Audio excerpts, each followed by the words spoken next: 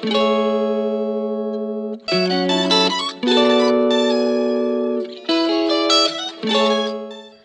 everybody, my name is Rebecca, and as some of you may know, Hello everybody, as some of you may know, my name is Rebecca, and I am one of the co-creators of this channel.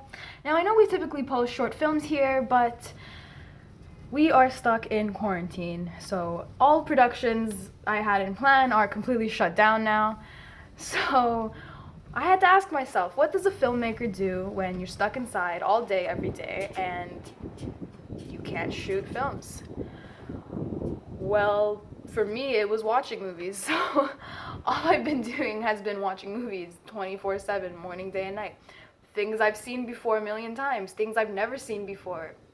I've probably completely cleared Netflix, Disney Plus, and recently I just jumped on the Amazon Prime wave, and let me just tell you guys, you need to watch The Boys. That is probably my number one recommendation to you guys. It is such a badass show. I really wish there was more episodes than there are, and I can't wait for the second season. Anyways, getting back to the topic, I figured if I'm just watching movies all day, I might as well do something productive with it. And something else I've been watching has been Chris Stuckman's film review videos. I think he's awesome. I love his passion for film, and I agree with like the majority of the opinions he has. And yeah, it kind of inspired me. I've wanted to make film review videos for a really long time. It's something that I haven't had really the confidence or time to do, but now I do. So I thought of the concept of doing film reviews from quarantine, where I invite guests and we do a video call and we talk about films that we love and things we like and dislike about them, and basically break them down for you guys, and hopefully you'll enjoy it. So here's the first episode. Recording in progress. Okay. Let's do it. Hello everybody, welcome to the very first episode of Film Reviews from Quarantine. I'm here today with the very talented Leon, aka Prod Longboy, aka Longboy Shoots. How are you? Hi. Hi, thank you for being your very first guest. Thank you for having me, Rebecca. Of course. All right, so why don't we, I guess, start off by talking about how you're doing in quarantine. I'm bored as shit. I'm just trying to like make up my free time. So I took some classes and I'm just focusing on music. But could we just talk about my background like for a second? I love it. Listen, I got these glasses when I was 12 for my birthday. I invited like 15 people and only 3 people showed up. It was supposed to be at a water park, but then I was like, fuck it, we're gonna watch Despicable Me 2. And That sounds like a time. quite a time. I bet people are reflecting on that and they wish that they went now. You know what? They're gonna regret this. You know? Oh yeah. They're gonna regret what they did. Those are almost as nice as your flamingo glasses. Should I get them? Do it and then pose in front of the... Hey, I'm gonna get them. Okay. Ah, shit. Thumbnail. Yes. Good. Nice. We are going to talk about the 2019 art house horror drama called The Lighthouse, written and directed by Robert Eggers and starring William Dafoe and Robert Pattinson. Wow. So, I don't know, you didn't see this movie in theaters like I did, right? I saw it on my little laptop. Well, I got the amazing opportunity to see it opening weekend. I think they were only playing in select theaters around Toronto, and it was probably one of the coolest film experiences I've had in a theater, other than watching Endgame. Basically, well, firstly because it was the first art house film I've really ever seen, and second, just the way that it was formatted on the screen. So I'm pretty sure the film was, I think the ratio was 19 19 to 20, something like that. It basically looked like a I really. literally did a paper on this. I should Oh, know. really? Yeah, it was my Am I final right? paper for film art. I'm pretty sure it was the. Let me be. Okay, you know what? Fuck it. I'm gonna. Uh, Lighthouse ratio. It was 1.19 by 1. Well, yeah. Anyways, it was. It looked like just like a small square on like the giant screen, Yeah. and I thought I've never seen a film like in that aspect ratio, so it was really interesting. And there was something about it that made you feel really claustrophobic, like with the characters, and very like closed in with them. I Yeah. really like that choice. The film is basically about these two characters. Robert Pattinson's character, who is basically someone who's never been to the island before. This is his first time doing the job and taking care of the lighthouse. And then there's William Dafoe's character, who has been there multiple times before, and he is basically some drunken sailor type of guy who has some strange obsession with the light in the lighthouse. And this is the story of these two characters slowly going crazy together as they're stuck in this place. So, Leon, what are your initial thoughts on the film? I mean, I think it's Just some amazing. general. Just in general, I think it really kind of like emulates like all the non-tradition, like the combination of traditional and like non-traditional film forms, because like the whole film was supposed to be like set as a kind of like a 18, I think it was like 1890s or something. It was the 19th century era, so I think they like highlighted that perfectly. And with like their techniques that they used in terms of like lighting and wardrobe and set design, like they built a fucking lighthouse just for the movie. Absolutely. It was So I think like it's really kind of like that's more of the traditional part. Now like their way of psychological horror or like folk horror or just like those subgenres of horror, it's very differently told. It's not more scary, it's more like very creepy. It's like it doesn't give you like it gives you the heebie jeebies, but there's no like jump scares. Yeah, it's a more I think like a psychological downfall Yeah, type of thing. it's more of a For psychological sure. dynamic. For sure. Let's see what I have on my fucking schedule. I'm so disorganized. I need this shit. Is this Okay, yeah. So I guess we'll start off with talking about like the general visual style of it, and I guess go into it. Yeah, I read actually that the reason that they chose that aspect ratio, as well as the fact that they made it black and white, was to kind of, well, for the aspect ratio, they wanted it to simulate like films that were actually being released around that time period that it's set yeah. in, which was the early sound era. So basically, they wanted it to look like what silent films used to look like back in the day. And I heard that they chose to make it black and white in order to simulate like 1800s like paintings and Yeah. stuff like that. So I thought that was really interesting, like a cool little detail they added in there. I also like every single shot in the film was like beautiful in like That is a true. weird way, Yeah. right? It was very like, I thought every shot was thought out and very planned. And what I noticed when I was watching it, because I watched it again this morning just to kind of process it a little better compared to the first time I saw it. Each shot has like a definitive foreground, middle ground, and background, which I thought was really cool. Like there's something about each frame that guides your eye from like the first thing you see to the next thing to the next. Yeah. Interesting. Yeah, they definitely like hitting with kind of like fitting the timeline and not just like with the way that the set was designed, but also like with their costumes and the way that they spoke. Like everything kind of just like um everything just kind of like hit the specifics of 19th century, like just like any like silent film that was filmed during the 19th or 20th century, early 20th century. Yeah. I also really love the acting in this film from both of the I was main gonna say characters. Robert Pattinson, the Robert Pattinson, like at the beginning I thought he really brought himself back, but there was another movie before, like I don't remember what it's called.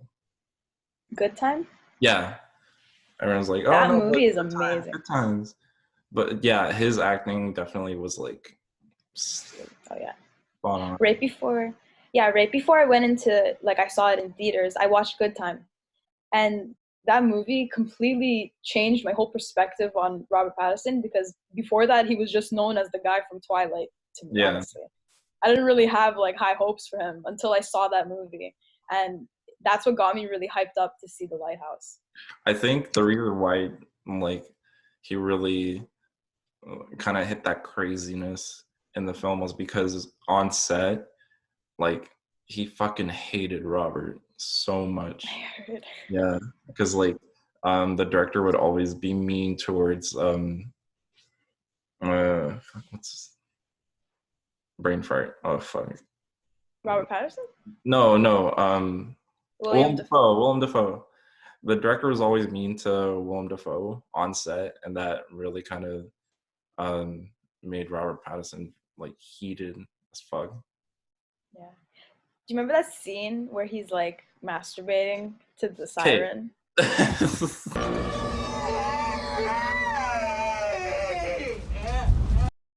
He said that like he wanted to kill the director for making him do that.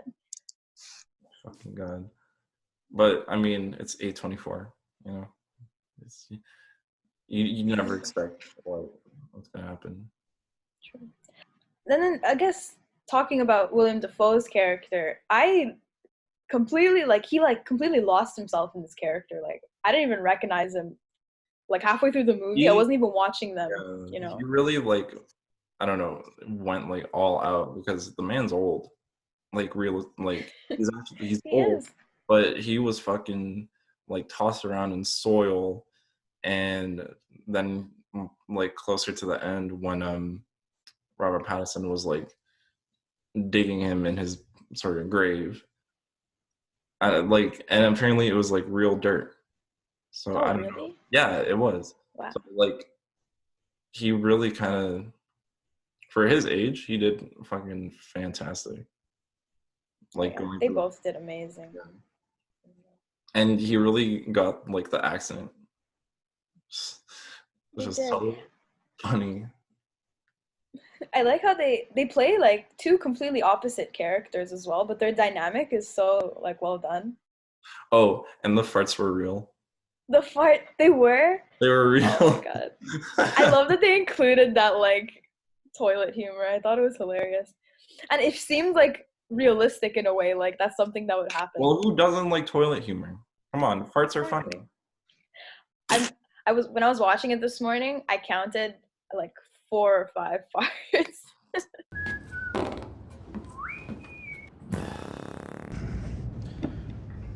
Out with it, lad.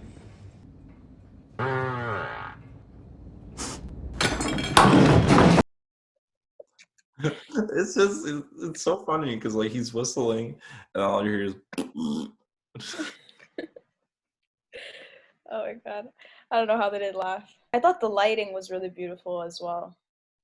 And it was shot it was ultraviolet lighting Oh really? because basically like the way that a lot of lighting used to work, they would have like red, pretty much like any color from the RGB scheme. Usually it was red or blue. Red's kind of like illuminate more. I don't know. I'm pretty sure reds kind of like illuminate more light, like more of the light. Yeah. So that's kind of how they got the lighting, because it's in black and white. So you wouldn't know that they would use just like normal studio lighting. Mm-hmm. I think with like when you make films in black and white, the lighting is really important to giving depth and feeling. Oh yeah. Yeah. They used a lot of like, I think I learned this in photography. It's called grotesque lighting, where it's coming from underneath. Yeah. I liked how they use that a lot in scenes where you can tell that they're very on edge and like something's about to happen. In his monologue, and Willem Yes. Dafoe's monologue, it was very like well lit. When I was watching that scene for the first time, I was like, "Is he gonna? How long is he gonna talk for? Holy shit!" He That's just a went lot of off. that's a lot of words well, it's not a lot of words, but like when you have to like be in character and say these things, it's like Jesus. Oh, it's amazing. Don't diss William Dafoe's cooking. That's all I gotta say. You're fond of me lobster? You're fond of me lobster, ain't you? You're fond of me lobster? Say it! You don't like me cooking? Dummy! Oh my god. And then Robert Pattinson's character just ends it with, All right, have it your way. I like to cook it. damn, okay, just have it your way. All right, shit. Lobster, god damn. Okay. Oh man. I like seeing his character slowly lose it from beginning to end, because he's really a different person when he first arrives on the island. Like, he doesn't even talk to William Dafoe's character. He doesn't drink. He just does what he's told and goes to sleep. And then, I mean, when you're in an island with 2 people on it, you go crazy. That hits kind of like the whole theme of isolation. There's nothing. All you do is work with a lunatic, and that makes you go crazy. also, the fact that he killed the seagull just fucked him up. It was like the one thing he didn't have to do. Well, I mean, he didn't know. It's true.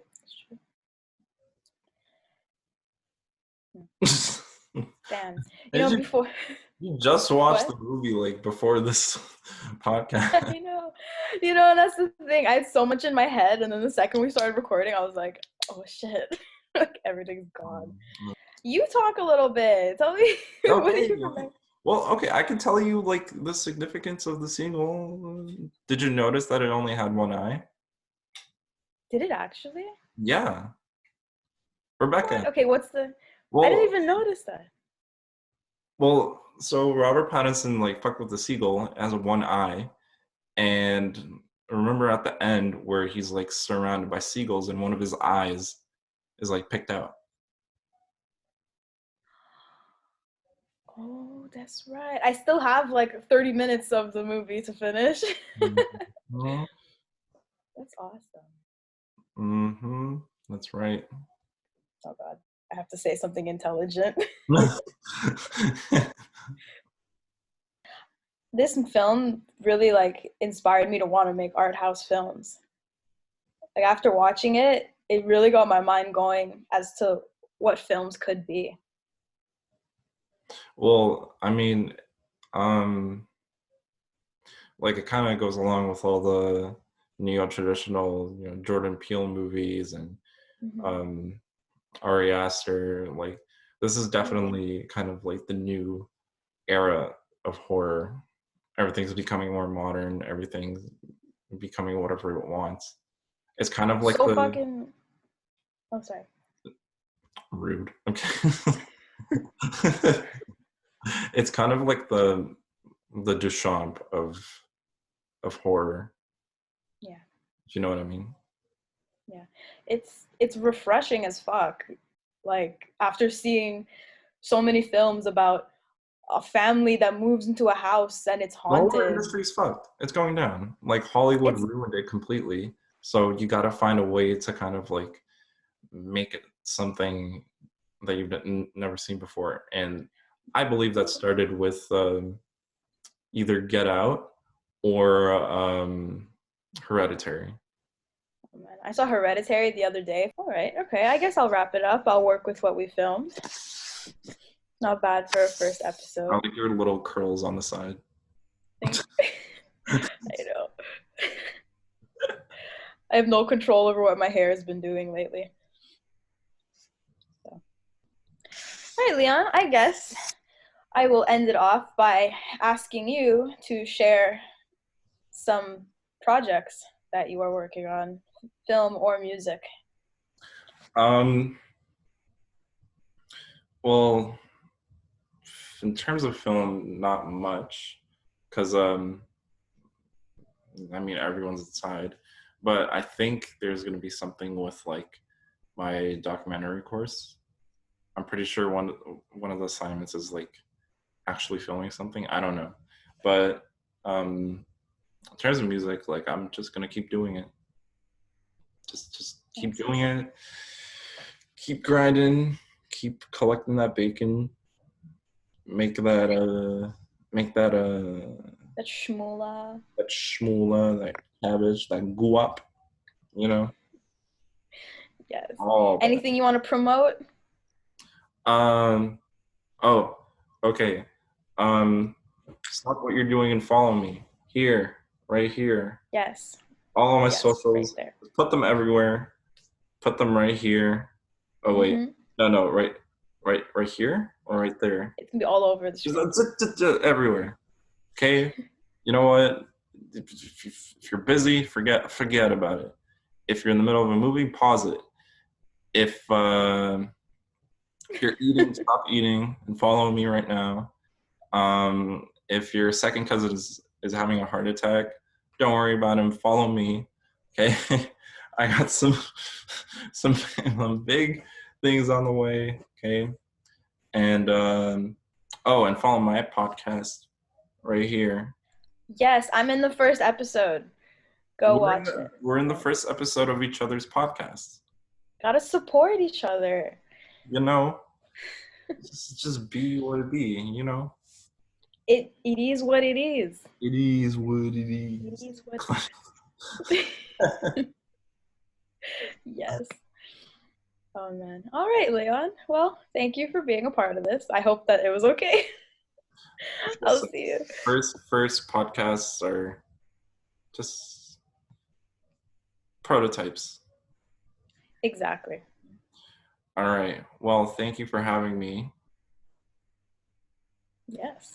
Yes. Oh my god. Just stop recording. Thank you to everybody that tuned in and watched this video. I hope you guys liked it. There will be many more coming. I have Hereditary with my friend Eden, and I'm pretty sure The Platform coming up with my friend Natalie. If you guys want to be a part of it, feel free to send me an email or DM me on my Instagram, and let's talk about a film you like. If there's something that you want us to talk about but you don't want to particularly be a part of the podcast, then leave in the comments below a film that you would like us to review. That's pretty much it. All right, see you guys later.